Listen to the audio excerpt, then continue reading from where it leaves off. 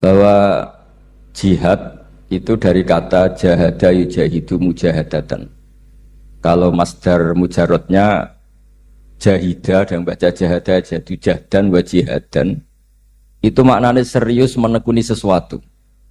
Jadi tidak harus bentuknya perang.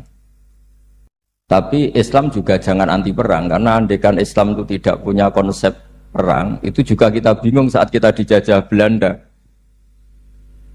Jadi sesuatu itu pasti akan ada momennya, ada pembenarnya. Disebut kalau dalam fikih muqtadul hal. Saya masih ingat beberapa cerita lesan. Dulu perang itu harusnya 7 November. Bung Tomo datang ke Mbah Hashim. Tapi kata Mbah Hashim jangan, kata Kiai bagian nyeblokno pesawat urung teko. Walhasil nunggu Ki Abbas dari Buntet Pak Kapolres itu doanya spesial untuk menjatuhkan apa? Pesawat. Saya kebetulan banyak kenal sama cucu-cucu Ki Abbas Buntet. Tanggal 10 datang terus perang dimulai. Dan itu menjadi perang sejarah karena jenderal dari Belanda ya, dari Inggris ya. Itu sampai meninggal. Jadi siapa Malabi ya? Jadi intinya Anda jangan berpikir bahwa negara ini didirikan hanya oleh umarok. Bahkan sebelum ada negara, yang sudah ada itu ulama. Dulu para wali songo sampai para kiai era kemerdekaan itu sudah membentuk satu komunitas. Di situ ada ketua pondok, ada bendahara, ada macam-macam. Sehingga kiai lah yang bisa menggerakkan publik untuk melawan Belanda. Karena kiai ini juga yang memegang otoritas publik. Ketika seorang Basim Asy'ari memfatwakan jihad itu fardhu ain, maka semua orang berpikir harus jihad melawan kehadiran Belanda atau penjajah mana saja. Tapi itu satu sisi ya. Di sisi yang lain, bahasa Arab itu ada sisi uniknya. Kalau menamai penjajah itu musta'marin atau al-isti'mar. Isti'mar itu meramaikan dunia. Karena memang bangsa kita dulu itu ya aneh. Tapi nak sampean kerasani teman-teman ya kualat itu babai jenengan. Kita ini dulu memang ya agak aneh. Belanda itu sudah penjajah, tapi sama buyut-buyut kita dipanggil Doro. Bisa kamu bayangkan kiai saat itu untuk mengingatkan masyarakat pentingnya melawan Belanda. Wong manggil Belanda saja Doro tuan. Terus kemudian kita berfatwa melawan Doronya. Jadi benahi ilmunya saja wis sak penggawean kira-kira. Jadi ngelola orang bodoh itu ya kangelan. Enggak dikelola itu bangsa kita, dikelola itu ya rodok gedok banget. Wong ngundang penjajah kenapa? Doro. Jadi itu PR besar. Tapi kiai itu punya seni untuk memberi penjelasan. Makanya di antara kelebihan ulama itu pasti warasatul anbiya itu di Fatona ada unsur kecerdasan. Cerdas itu seni mengelola pikiran manusia, itu namanya cerdas. Makanya saya berkali-kali kalau ngaji, harusnya orang itu semuanya itu pengagum ilmu, jangan pengagum fakta, ini pengagum ilmu. Ya saya berkali-kali mencontohkan, kalau Anda suami yang miskin, nggak punya uang, terus pulang dimarahin istri karena nggak punya uang atau kerja tidak sukses, harusnya kamu bangga. Anda juga kan yang berteori kalau suami nggak becus itu pasti dimarahin. Nah, ketika menjadi fakta harusnya Anda syukur bahwa ilmu Anda itu benar. Jadi pas istri marah, wah, alhamdulillah ternyata teori saya ini benar. Ini lucu kan, teori Anda mengatakan demikian, tapi pas menjadi fakta Anda tidak siap. Nah, begitu juga menyangkut penjajah. Belanda itu sudah maju, Eropa sudah maju. Di mana-mana terbelakang itu menjadi objek penjajahan. Di mana-mana yang terpelajar itu posisi menjajah. Sehingga ulama berpikir bahwa awal dari kemerdekaan adalah mengertikan yang tidak ngerti. Karena teori penjajahan pasti gitu, yang tahu menjajah yang tidak tahu, yang sudah modern menjajah yang belum modern dan seterusnya. Makanya awwalu hadzal din itu al-ilmu. Makanya nomor satu itu ilmu, pengetahuan. Di sini pentingnya sampai Islam mewajibkan thalabul ilmi fardhatun ala kulli muslimin. Karena tadi, bisa kamu bayangkan 350 tahun dijajah Belanda, kita manggil mereka itu Doro atau Tuan. Kayak apa? Susahnya menggerakkan masyarakat, yang cara pandang masih demikian. Lah kiai-kiai pada berontak dibikinkan masjid di alun-alun, diberi otoritas beragama sehingga dikira Belanda ini baik. Padahal ini dulu ya niatnya meninabobokan biar tidak ada pemberontakan. Walhasil singkat cerita, kiai-kiai yang sudah di Mekah termasuk Mbah Hashim, beliau ketemu Muhammad Iqbal, ketemu beberapa ulama dunia, tahu bahayanya mustakmarin tadi. Terus akhirnya kiai-kiai kumpul-kumpul fatwa resolusi nopo jihad. Jadi ini mukaddimah sebagai pembenaran, sebagai setuju saya sama Kiai Haji Ulil Albab bahwa nomor satu itu jihad. Tapi jihad tadi pemaknanya harus utuh. Kalau kondisi perang ya perang, kalau kondisi stabil ya jihad untuk memajukan apa?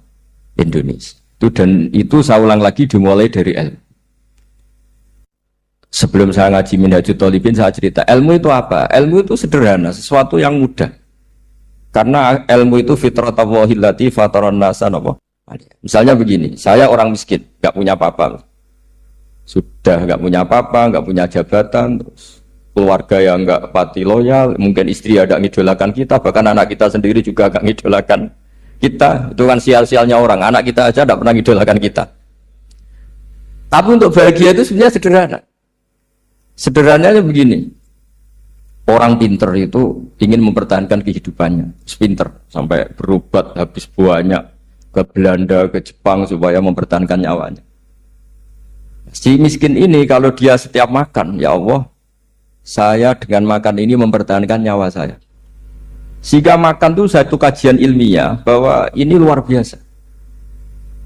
Bahwa orang punya Alphard, punya uang 1 miliar, itu tidak mempertahankan sesuatu yang pokok, yaitu nyawa. Orang tidak punya Alphard itu hidup, nggak punya uang 1 miliar hidup. Tapi kalau nggak punya nasi 1 piring, nggak punya air 1 gelas bisa mati. Artinya apa? Orang miskin itu yusyarikul aghniya, sama dengan orang-orang kaya dalam hal kepemilikan hal-hal yang pokok.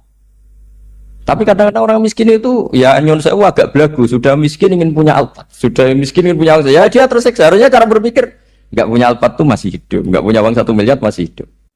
Yang punya Alphard hidupnya juga pakai nasi 1 piring, yang punya uang 1 miliar juga pakai nasi. Ya kalau itu kan sama, saya punya. Kalau gitu kan bisa miskin rasa kaya. Itu memang harus dilatih. Nah, kalau orang kaya kan rumahnya banyak di mana-mana. Memangnya kalau rumahnya banyak di mana-mana terus tidur di sini 1 jam, di rumah itu 1 jam, malah nggak bisa tidur kan? Tetap aja yang dipakai 1 kamar. Itu gunanya apa punya rumah banyak? Setidaknya zaman miskin itu dia berpikir gunanya apa punya rumah banyak untuk dipakai ya hanya 1. Meskipun suatu saat kalau dia kaya juga berpikirnya agak rubah. Ya penting punya rumah banyak biar kemana-mana punya rumah, nggak apa-apa. Tapi sementara masih miskin jangan berpikir seperti itu. Nah, yang menjadi miskin kacau kan sudah miskin berpikirnya gaya orang kaya. Itu kecelakaan. Itu ilmu, maksud saya itu ilmu. Sehingga dulu Nabi ngajari orang miskin itu sederhana. Ketemu orang miskin sama Nabi diajarkan. Nabi diantara ajarannya begini. Ada seseorang man asbaha, orang yang setiap harinya mu'afan fi jasadi, dia sehat, aminan fi sirbi, negara dalam keadaan aman, tidak dalam ancaman, indahu qutu yaumi, dia hari itu punya makan, faka'an nama khizat lahu dunya bihadafiriha, berarti dia sudah punya dunia dan isinya. Karena polanya sama. Buat Presiden Amerika itu yang untuk mempertahankan nyawanya ya makan pokok dan minuman pokok, bukan jabatannya sebagai presiden atau punya uang triliunan. Orang paling kaya di Indonesia juga gitu, untuk mempertahankan hidupnya juga dengan makanan pokok. Dan itu orang miskin punya. Nah, kehidupan paling top itu apa? Ya kehidupan yang mempertahankan nyawa itu yang paling top, lainnya itu enggak. Karena mempertahankan nyawa ini super penting dan orang miskin bisa. Nah, saya berharap ilmu seperti inilah menjadikan dulu itu kuat ketika melawan Belanda. Kenapa kuat? Karena mereka gampang syukur. Barokahnya gampang syukur itu selesai dengan dirinya sendiri. Kalau bahasa intelektualnya itu, orang kalau sudah selesai dengan dirinya sendiri bisa berpikir memanfaati pada orang. Dulu orang-orang miskin ketika era sahabat, termasuk era para ulama yang mendidik para umatnya, itu selesai dengan dirinya sendiri. Nah sekarang banyak orang miskin juga termasuk orang kaya, bahkan belum selesai dengan dirinya. Wah itu angel, ngajak jihad angel, karena dengan dirinya saja belum selesai. Maka masyhur itu kan ketika perang Tabuk ada orang datang kira-kira kalau Indonesia pakai beras 4 kilo ya Rasulullah, yang 2 kilo tak kasihkan keluarga kami supaya bisa makan, yang 2 kilo tak kasihkan jenengan untuk biaya perang. Perang Tabuk itu perang tersulit, disebut perang Dhatil Usra. Sekarang hitung saja, ini coba dihitung, mungkin yang bagian kasir tahu. Kalau 2 kilo kali 3.000, umat Islam pas itu sekitar hampir 3.000, itu sudah 6.000 kilo. 6.000 kilo itu artinya apa? Orang miskin ketika perang membiayai dirinya sendiri, itu satu. Kedua, dengan mental memberi, orang ini tidak tamak. Barokahnya tidak tamak, tidak nyalahkan yang kaya. Efek dari itu apa ketika perang Tabuk? Sumbangan dari Sayyidina Utsman yang jumlahnya besar sekali, yaitu diantaranya 1.000 dinar. 1 dinar kira-kira 4,25 gram, berarti sekitar 4.000 gram. Itu bisa diberikan alat perang. Sumbangan dari Abu Bakar juga bisa dipakai beli kuda untuk perang. Nah bayangkan kalau kebutuhan orang miskin ini untuk makan itu nggak mau urun. Wah usaha miskin nggak perlu urun, usaha miskin dipakai alasan terus. Maka jumlah 3.000 ini akan mengurangi anggaran untuk belanja peralatan perang karena untuk konsumsi orang miskin. Dan gitu kadang mangane tanduk itu kan repot. Wes miskin mangane tanduk, nak antri mo kan ribet. Artinya apa? Perang ini tidak fokus karena ngurusi konsumsi untuk orang-orang miskin. Nah, dulu zaman Nabi orang miskin pun semuanya heroik. Mereka dibantu gak mau, ininya bantu. Sampai dicibir sama orang munafik. Apa gunanya sedekah 2 kilo? Wong perang ini perang besar antar negara. Pas itu mau perang melawan Romawi. Sampai orang munafik bilang alladzina almizuna almuttawwi'ina minal mu'minina fis sadaqati. Walladzina la yajiduna illa juhdahum faskharuna minhu. Orang-orang munafik digambarkan Allah orang-orang yang mencibir sedekah kecil. Untuk perang besar kok sedekahnya hanya 2 kilo. Tapi yang mahal bukan 2 kilonya. Kalau ada 1 juta orang miskin menyumbang negara 20.000. Itu artinya apa? Kita punya rakyat yang inginnya hubungannya dengan negara memberi. Tapi coba kalau kita 2 juta rakyat yang inginnya dari negara mendapat. Pegawainya demo ya. Ya ini ajarannya Nabi yang luar biasa. Dulu Nabi itu bisa mendidik orang miskin pun bermental memberi. Nah barokahnya bermental mandiri ini mereka selesai dengan dirinya sendiri. Coba kalau mereka tidak bawa makanan sendiri ketika perang. Mungkin kuda yang untuk perang, terus mereka berpikir, "Kok ini saja disembelih supaya kita bisa makan." Ribet kan? Ngapain beli senjata yang mutakhir, makan saja nggak bisa. Tapi barokahnya mereka urun sendiri. Mereka selesai dengan dirinya sendiri. Ini hebatnya didikan Rasulullah Shallallahu Alaihi Wasallam. Dulu Mbah Hashim dan kawan-kawan itu berhasil mendidik seperti itu. Santri yang miskin-miskin itu kalau ngaturi kiai duwene telo itu kayak no telo, duwene wi itu kayak no wi. Sehingga kiai sing wis mapan-mapan, misalnya kados kula wonten kan mun setengah mapan. Ya akhirnya yo iso mangan wi. Jebule wi ku yo enak. Santri yo seneng mergo kiai ini seneng pancen wis suwi mangan pizza misalnya. Ya tapi nak sing melarat terus aku melarat kiai tak kei wi mosok doyan. Wis melarat medhit di alasan kan ribet kan. Ini yang perlu dihilangkan. Medhit kok berargumentasi. Tapi yang mahal itu bukan wi-nya, mental memberi. Orang itu kalau mentalnya memberi itu berarti selesai dengan dirinya. Tapi kalau tidak bermental memberi pasti tamak. Dan tamak itu mesti menghakimi orang lain. Maka dalam kitab hikam diterangkan penyakit terberat itu tamak. Kenapa? Karena orang pikir itu tidak ada kata-kata kitab hikam, bukan kata saya. Yang ada itu tamak. Misalnya gini, saya kenal PLT Bupati Kudus. Tidak pernah saya bilang beliau kikir. Tapi sekali saya pernah mengajukan proposal tidak kesampaian. Wos, beliau medit. Jadi saya menvonis medit itu sebetulnya ya karena punya keinginan tidak kesampaian. Coba kalau tidak, gue medit orang serap penting.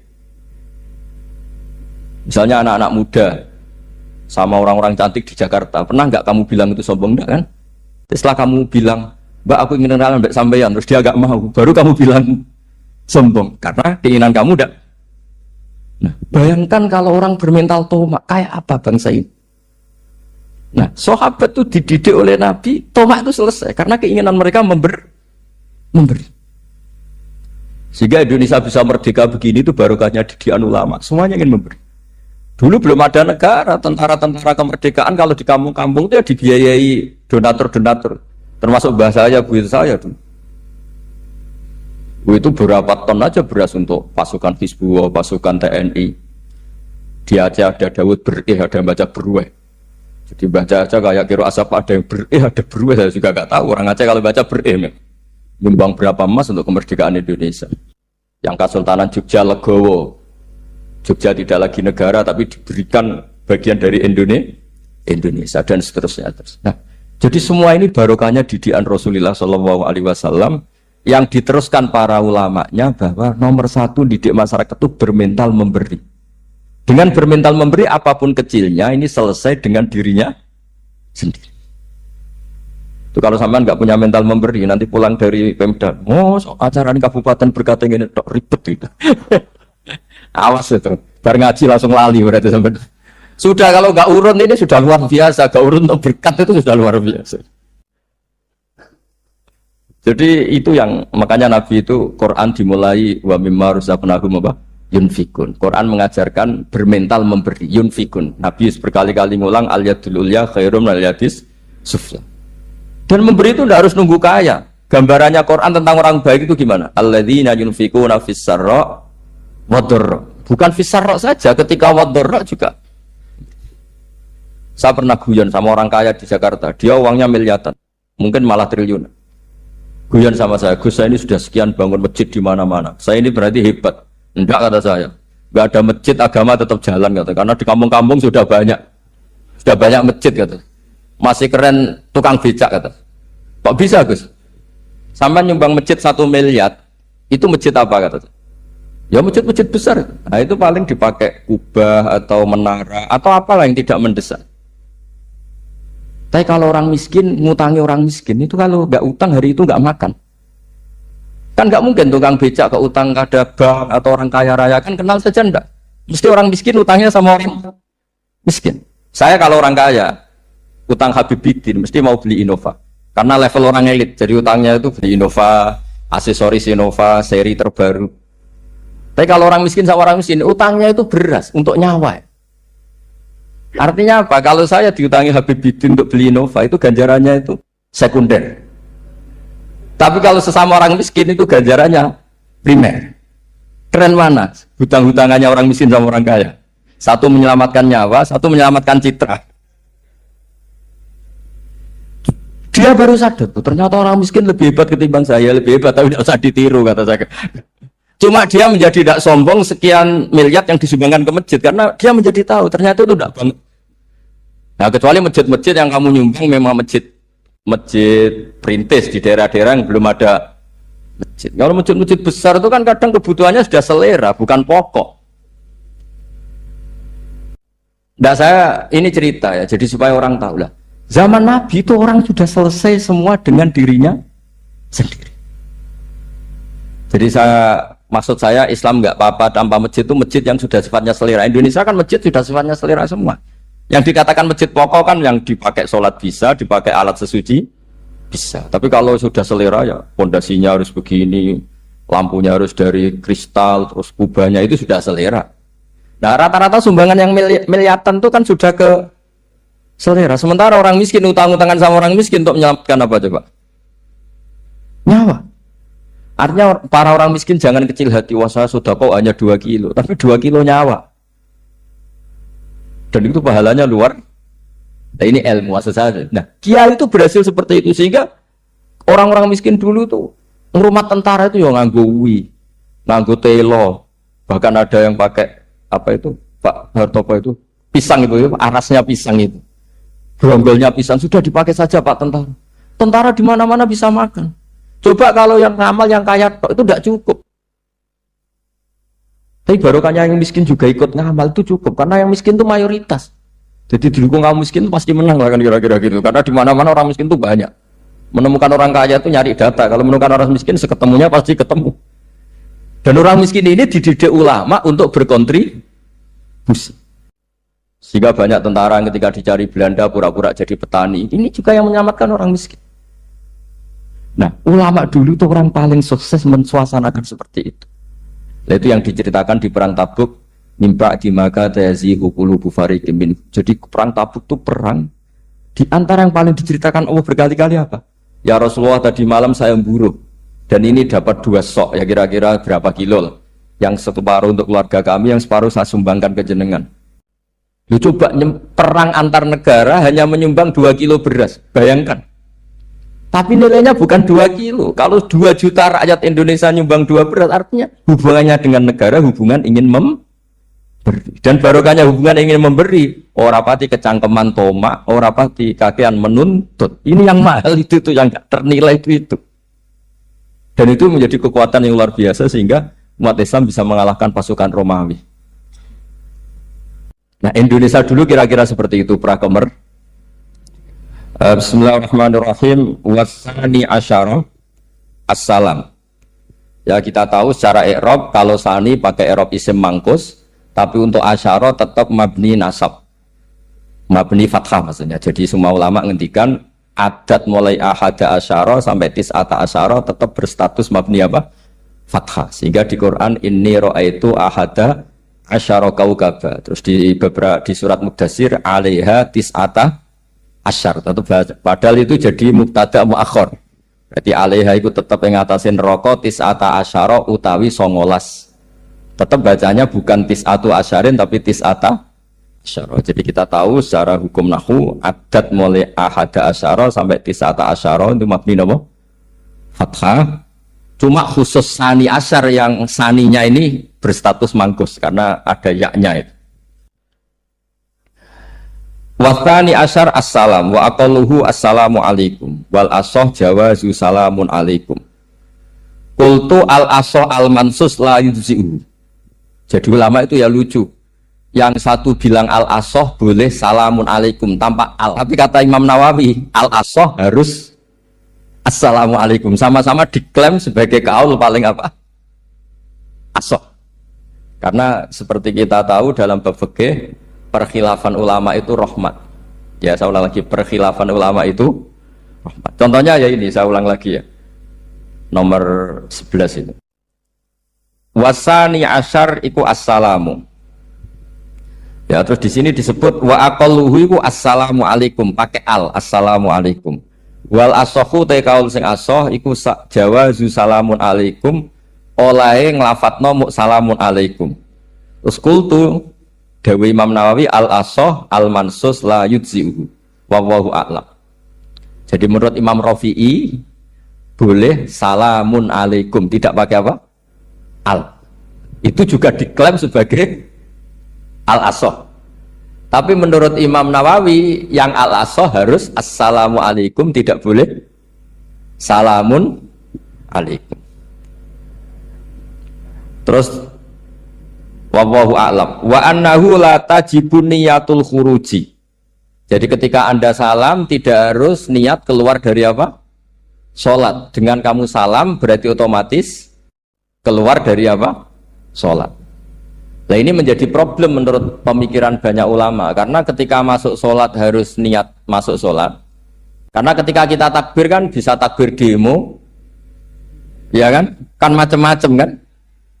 Makanya untuk membedakan itu kan niat. Memang ini kata ulama, bukan kata saya. Sekedar melafadzkan takbir ini kan demo ya takbir. Kamu kagum sesuatu juga takbir. Orang Indonesia itu kadang orang nggak sholat pun bilang subhanallah, memang sudah jadi bahasa nasional. Kalau kaget tuh bilang, saya punya kenalan Cina itu kalau punya uang ya mohon alhamdulillah. Tak tanya kok bilang alhamdulillah. Orang-orang Islam tuh kalau seneng bilang alhamdulillah. Yang ribet itu kubu sebelah. Kalau orang NU mau layasol itu mana tanya, Gus itu doa orang makan gitu. Kok bisa? Biasanya orang NU kalau makanan sudah keluar mau layasol, ribet. Aduh repot itu. Jadi kadang-kadang wiridan itu sudah jadi bahasa nasional. Jadi Cina orang nggak sholat tuh kalau punya uang ya bilang alhamdulillah. Kadang orang yang nggak sholat tuh tanya, datang ke saya insya Allah. Ya ribet. Makanya ulama itu berdebat. Lafaz-lafaz seperti ini itu apakah wiridan apa adat? Nah, untuk membedakan adat dan yang lain maka dibutuhkan niat. Makanya Allahu Akbar harus niat untuk masuk sholat. Nah normalnya salam juga harus niat keluar sholat. Biar karena masuknya niat ya keluarnya harus niat. Itu menurut sebagian ulama. Tapi sebagian yang lain enggak lah, kalau selesai tidak perlu Iya. Tapi tadi sebetulnya ada problem. Jangan-jangan salam ini salam adat.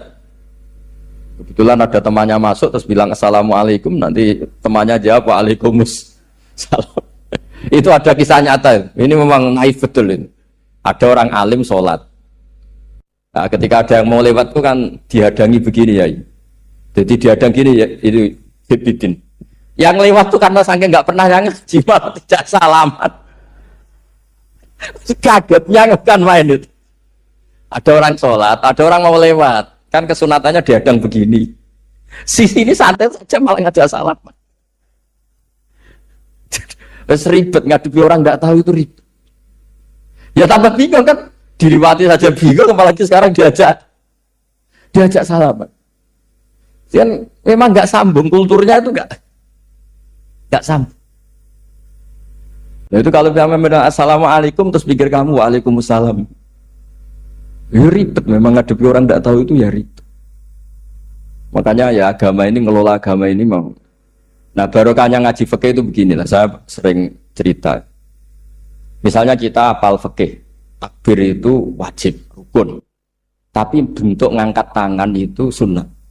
Itu barokahnya Masya Allah. Andai kan kita menentukan kaifiahnya, mungkin kita sok suci. Itu pernah ada peneliti cerita ke saya, Gus saya ini orang NU itu pusing. Kenapa? Takbirnya beda-beda. Itu takbir berkali-kali. Jadi orang was-was cobalah, bertobatlah itu. Jangan sampai jadi mazhab baru. Kalau yang was-was orang bodoh gak masalah. Coba kalau dia orang alim alama. Nanti muridnya juga niru. Oh ternyata takbir yang saya itu 3 kali itu. Oh ternyata takbir yang saya itu 7 kali. Itu kalau dia jadi imam. Kalau dia jadi makmum nyampe ini pinggirnya. Sampai pinggirnya takut karena bulan baleni. Ada yang kayak orang nggak punya uang. Allahu Akbar tangannya diangkat separuh saja enggak. Itu kan, tapi itu enggak ngefek di Indonesia karena dari awal kiai-kiainya ngajarin ngangkat tangan itu nah caranya juga agak ditentukan, terserah kamu. Begitu juga mau sisihkan tangan itu juga sunat. Sehingga kalau ke Turki atau kemana-mana itu ada yang kayak orang baris, ya kan? Habis takbir ya sudah. Ada yang sendakap, sendakapnya beda-beda.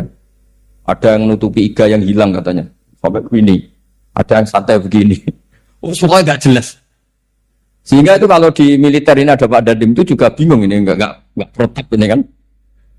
Tapi kalau di fikih itu memang kalau sekali nggak diwajibkan terserah masing-masing.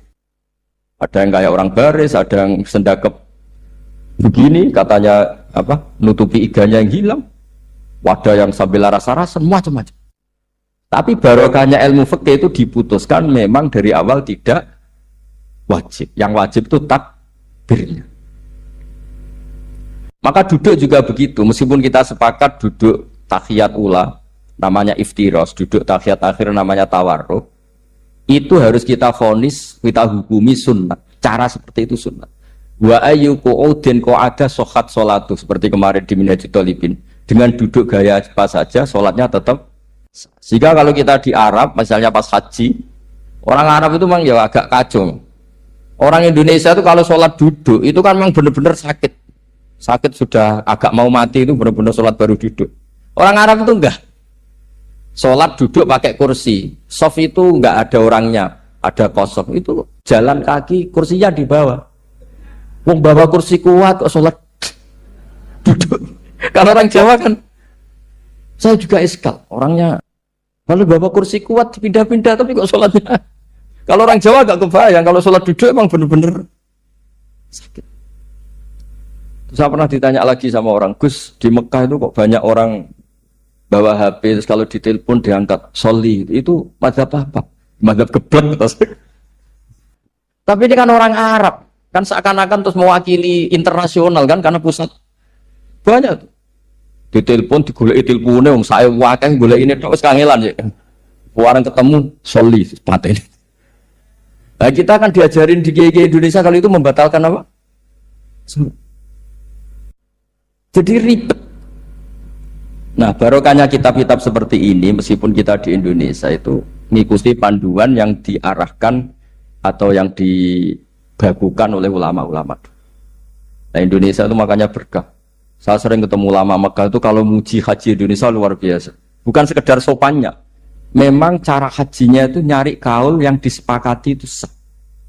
Karena memang dilatih KBIH, dilatih Kemenak, masih dilatih kiai setempat. Meskipun niatnya ya kadang tidak baik. Saya pernah tak tanya, kenapa kamu latihan haji sebegitu?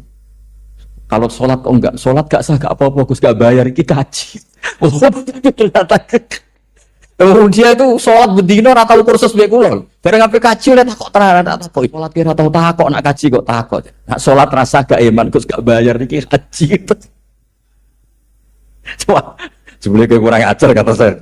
Jadi ternyata sekarang terkuat. Kenapa orang-orang awam tuh kalau kaji kok semangat belajar? Semangatnya sama dengan sholat apa di bawah haji jauh sholat itu?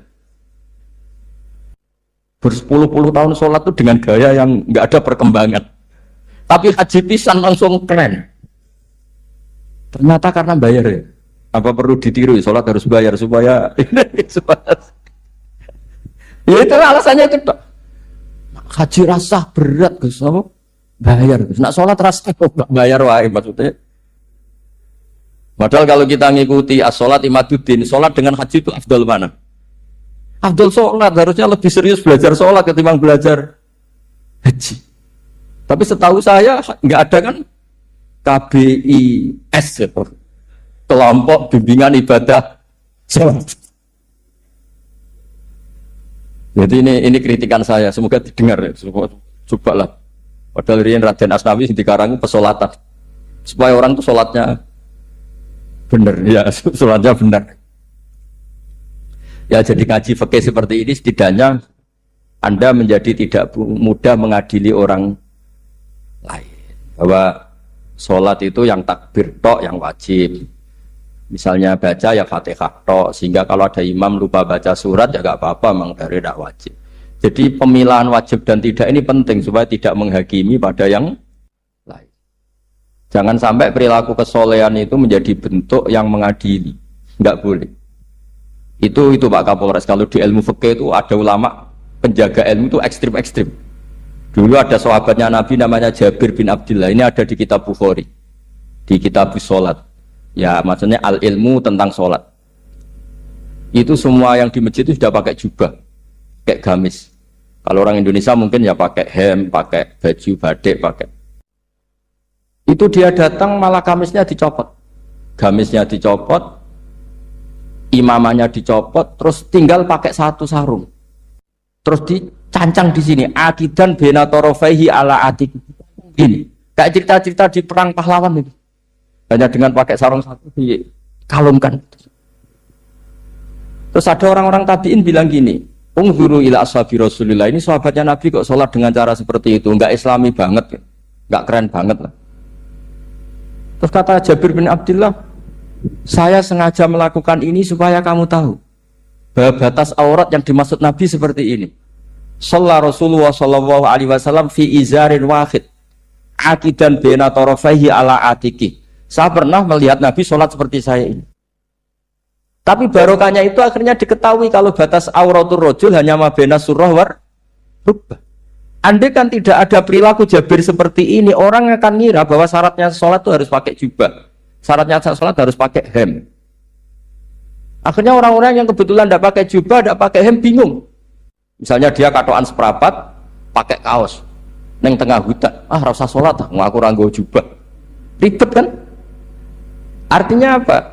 Ilmu ini harus dijaga konstitusinya, barokahnya perilaku Jabir ini, orang tahu batas jadi yang lainnya itu mukamilah atau kesunatan. Nabi juga seperti itu. Semua sahabat itu tawaf itu musyatan, berjalan. Tapi Nabi sebagai tokoh dan pas itu sehat. Saya ulang lagi, pas itu sehat. Ini hampir semua ulama bilang pas itu Nabi sehat. Nabi malah naik unta. Itu kata Imam Nawawi dalam kitab Masmu', Nabi naik unta itu lebih afdol ketimbang yang jalan. Padahal trennya biqadrit tak. Karena apa kata Imam Nawawi? Itu menjadi konstitusi ilmu bahwa syarat sahnya tawaf tidak harus jalan.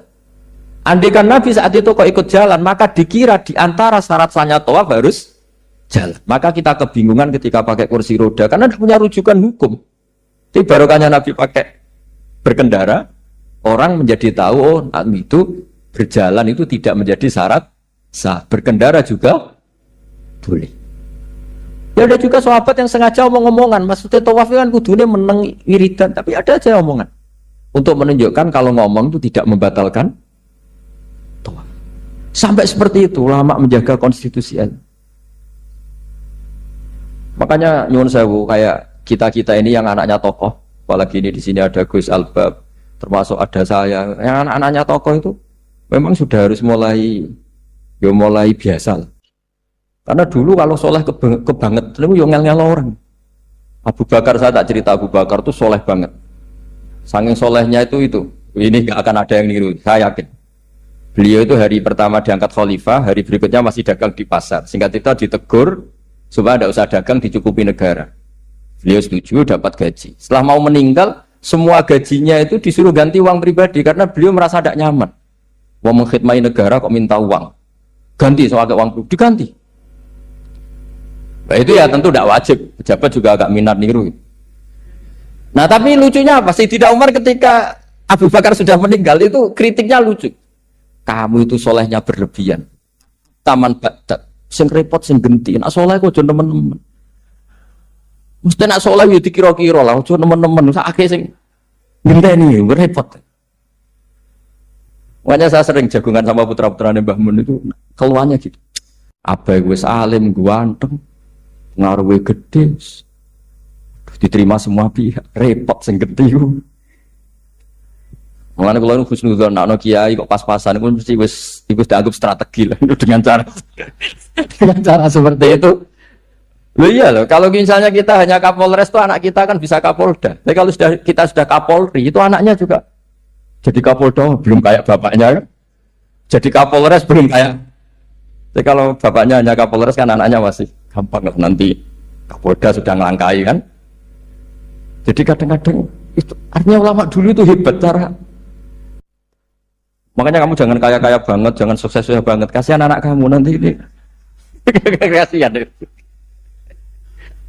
Makanya saya sebenarnya jadi kiai itu yang ingin bener-bener banget, tapi sakit santriku lah kira-kira. Ini bukan justifikasi, tapi ini cerita saja. Di antara makalahnya Sayyidina Umar yang terkenal itu komentar Abu Bakar itu at-abta man ba'dak. At-abta ngel-ngel no siroman ing wong ba'daka sausti siro. Kowe iku terlalu bener sing repot aku iki penggantimu. Enggak aku maksa soleh tetep ora koyo Abu Bakar. Maksa soleh nek ora mbok soleh ku kira-kira lah aja nemen-nemen gitu dadi penggantinya. Ini cerita ya, jadi saya mohon. Nah, barokahnya itu juga kesolehan yang massal itu diakui oleh ulama. Termasuk begini misalnya nyuwun sewu, Nabi itu menyebut kesolehan itu ya termasuk wa fi buti ahadikum sodako, kowe ngeloni bojomu ya sodako. Ayati ahaduna syahwatahu wa walahu ajrun. Masa urusan gitu dapat pahala ya Rasulullah? Jawab Nabi enteng. Ali salawadu'aha fi haramin akana alaihi wisrun, kalau dia begitu dapat selain istrinya kan dosa. Ya berarti kalau sama istrinya ibadah, tidur ya ibadah, kumpul istri ibadah, bercengkrama sama keluarga ibadah. Akhirnya ulama bikin satu hukum yang luar biasa. Di antara hukum yang di kitab usul fikih itu begini. Mubah itu udah ada. Ithmamin mubakhin illa wa yatahaqqaqu bihi tarku haramimma. Fa'il zamu minas sukun tarkul qatli wa minas sukut tarkul qadzaf wal ghibah. Sehingga kita ulama misalnya melihat orang kampung sekatokan seprapat neng omah ngomel mbek bojone, mbok ngomel mbek anake, ini luar biasa karena tidak di diskotik, tidak di tempat-tempat yang seperti itu. Ana wong neng omah nglamun rokokan wis delok tikus liwat misalnya. Lumayan ra delok gambar porno. Itu ada ulama yang berpikir itu karena tidak ada sesuatu yang mubah kamu lakukan kecuali saat itu Anda meninggalkan keharam. Makanya kata ulama, mubah itu tidak ada.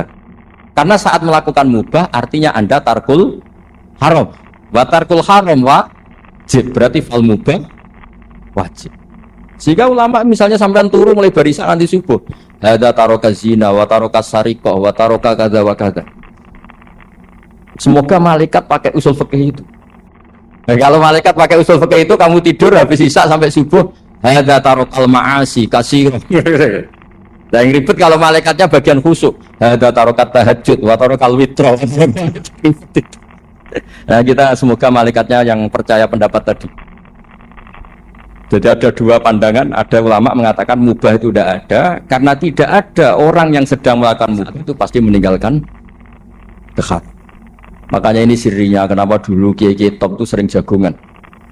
Orang tahu semua lah, Mbah Zubair sering jagungan, dulu Mbah Tur ya sering jagungan di depan Masjid Menara. Karena ingin mensuasanakan bahwa untuk menikmati hidup itu tidak harus dengan kekhara, jagungan mbek konco ya seneng, gejul-gejulkan mbek konco ya seneng. Ini anggap saja perlawanan terhadap supaya tidak nikmati maksiat. Wa quddu hadaddin al-istidzad bil mubahat, kata Imam Ghazali.